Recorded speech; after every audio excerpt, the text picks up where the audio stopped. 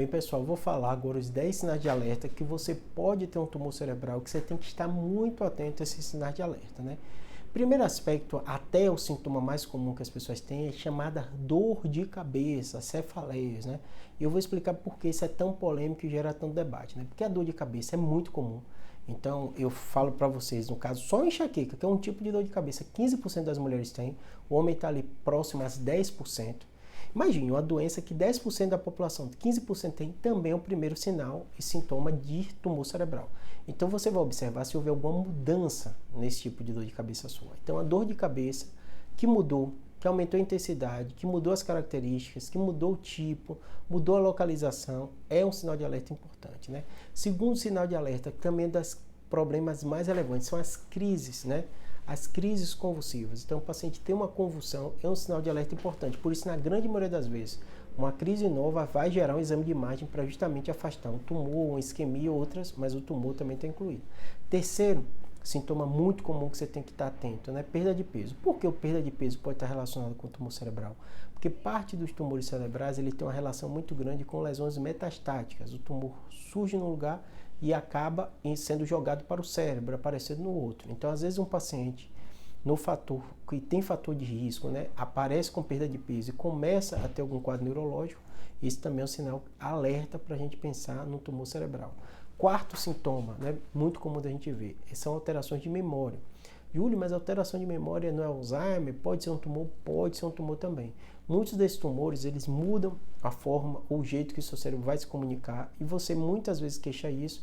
A família fala, ele está com a memória meio ruim, ele não está lembrando das coisas. Muitas vezes você encontra paciente com, às vezes, alguns tumores que dão obstrução, gerando hidrocefalia, ou grandes efeitos de massa que comprimem, inclusive, a área responsável pela memória e acaba sendo sintoma, né? Quinto, alteração da fala.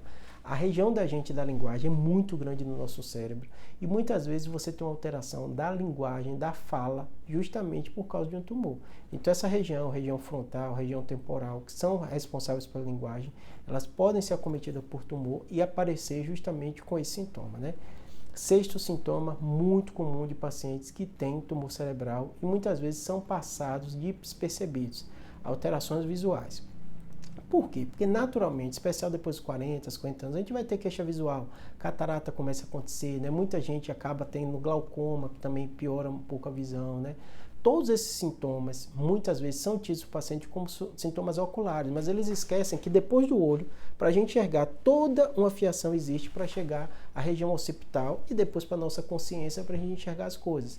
Então, muitos tumores que estão nesse caminho, tumor de hipófise, meningioma em região occipital, gliomas de nervo óptico, podem dar uma alteração visual e o paciente achar que é só no olho, só investigar o olho, a visão não melhora, não encontra outra causa, ou encontra outra causa, é resolvida e não melhora, e esquecem de pensar que o tumor cerebral também pode ser uma alteração importante que causa alteração visual. Sétimo, tontura. Tontura é uma das queixas mais comuns na população, em especial da terceira idade, que muitas vezes são passadas despercebidas. É uma labirintite, é isso e aquilo, e não investigam direito. Eu canso de ter pacientes tratados por meses como labirintite, sem melhores sintomas, sem um exame de imagem, e quando vai ver tem um tumor, um neurinoma, um meningioma, um tumor cerebelar que dá uma alteração do equilíbrio desse paciente. Então fique muito atento a isso, né? Oitavo, já está acabando, né? Oitavo sintoma, muito comum de paciente que tem uma alteração, um tumor cerebral, é alteração do equilíbrio, né? Então, muitos desses pacientes, eles têm uma certa dificuldade para andar, estão caminhando meio bambo, e quando você vai perceber, ele tem um tumor cerebral que está lá na área comprometida, na região do equilíbrio, e esse paciente não percebeu, não procurou ajuda, está piorando e o tumor está crescendo.